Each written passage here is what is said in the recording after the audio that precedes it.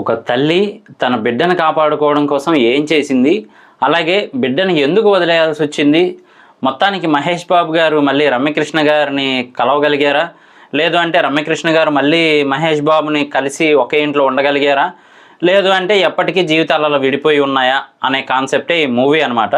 So పూర్తి review చూసే ముందు ఇంకా మన ఛానల్ ఎవరైనా సబ్స్క్రైబ్ చేసుకోకపోతే మాత్రం ప్లీజ్ వెంటనే సబ్స్క్రైబ్ చేసుకోండి, అలాగే లైక్ చేయండి. ఇక రివ్యూలోకి వెళ్ళిపోదాం పదండి. Welcome to the review of the movie Guntur Kaaram, acted by super star Mahesh Babu garu. So చాలా కాలం తర్వాత అయితే మూవీ వచ్చింది, అలాగే చాలా కాలం తర్వాతే ఇంకో మూవీ రాబోద్ది.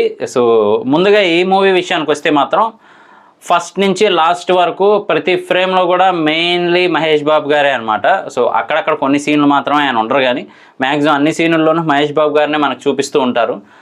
మనం గెస్ చేసిందే కరెక్ట్ అయిందనమాట. అంటే ప్రకాష్ రాజ్ గారు రమ్యకృష్ణ గారి ఫాదరే, అలాగే మహేష్ బాబు గారికి ఎడం కన్నా అయితే కనబడదు. సో అవి ఎప్పటి నుంచో మనకి ట్రైలర్ చూస్తేనే అర్థమైపోతూ ఉంది. సో మెయిన్ స్టోరీ ఏంటంటే, అనుకోని సంఘటన వల్ల రమ్యకృష్ణ గారు ప్రకాష్ రాజ్ గారి దగ్గరికి వెళ్ళాల్సి వస్తుంది, మనకు ట్రైలర్లో చూపించినట్టే. అలాగే మహేష్ బాబు గారు దూరంగా ఉండాల్సి వస్తుంది. సో ఎందుకు ఏంటి అనేది స్టోరీ లైన్గా అయితే పెట్టారనమాట. సో మూవీ హిట్టా లేదంటే ఫట్టా అంటే మాత్రం మహేష్ బాబు గారి పర్ఫార్మెన్స్ మాత్రం హైలైట్. సో మెయిన్ అయితే ఆయన డ్యాన్సింగ్ కానీ యాక్టింగ్ కానీ చాలా బాగుంది, రోజు రోజుకి ఇంకా యంగ్ అయిపోతున్నారు. మూవీ అయితే మాత్రం యావరేజ్ అని చెప్పొచ్చు. ఆయన విషయంలో ఏ తప్పు లేదు, కానీ మూవీ తీసిన త్రివిక్రమ్ గారా కాదా అనిపిస్తుంది అనమాట మనకి మూవీ చూస్తే మాత్రం. ఎందుకు అంటే అవసరం లేని సీన్లు, అనవసరమైన ఫైట్లు, అక్కర్లేని సాంగ్స్. సో ఇలా అయితే ఉంది. అలాగే మ్యూజిక్ కూడా తమన్ గారు అంతగా అలరించలేకపోయారు. ఓన్లీ ఆ బ్యాక్గ్రౌండ్ మ్యూజిక్ ఏదైతే ఉందో గుంటూరు కారం థీమ్ సాంగ్, అదే మెయిన్ సాంగ్ ఏదైతే ఉందో ఆ బ్యాక్గ్రౌండ్ మ్యూజిక్ సాంగే చాలా బాగుంది తప్ప మూవీ సాంగ్స్ అంతగా అలరించలేకపోయాయి. ఆ కుర్చీ మడతపెట్టి అదొకటి కొంచెం ఫ్యాన్స్కి ఊపుని తెప్పించిందని చెప్పొచ్చు. కానీ ఒక మంచి ఫైట్ ఉంటుంది, అంటే మనకి ఆరెంజ్ కలర్ షర్ట్తో తలకి కట్టుకుంటున్నట్టు ఉంటుంది కదా టవలు.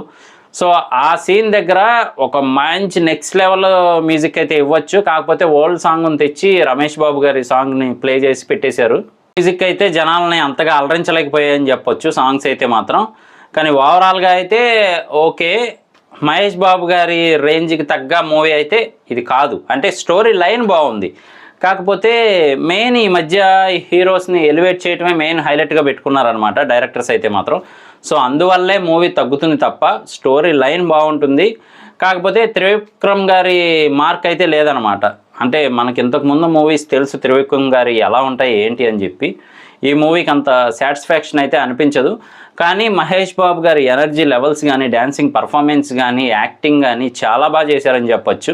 ఆ పంచ్ డైలాగ్స్ అయితే బాగున్నాయి మూవీలో, అదైతే కొంచెం బాగానే పేలాయని చెప్పొచ్చు డైలాగ్స్ వరకు మాత్రం. కానీ ఓవరాల్గా మూవీని పరిగణిస్తే మాత్రం మరి బ్లాక్ బస్టర్ అయితే కాదు, కానీ వన్ టైం వాచబుల్. అంటే ఒకసారి చూడొచ్చు, ఫ్యామిలీతో ఇబ్బంది ఏం లేదు. కాకపోతే మహేష్ బాబు గారి రేంజ్కి తగ్గ మూవీ అయితే ఇది కాదు. స్టోరీ అయితే బాగుంది, కానీ మరి త్రివిక్రమ్ గారు ఎందుకు ఇలా తీశారనేది మనకైతే తెలియదు. కాబట్టి ఓవరాల్గా అయితే ఓకే, వన్ టైం వాచబుల్.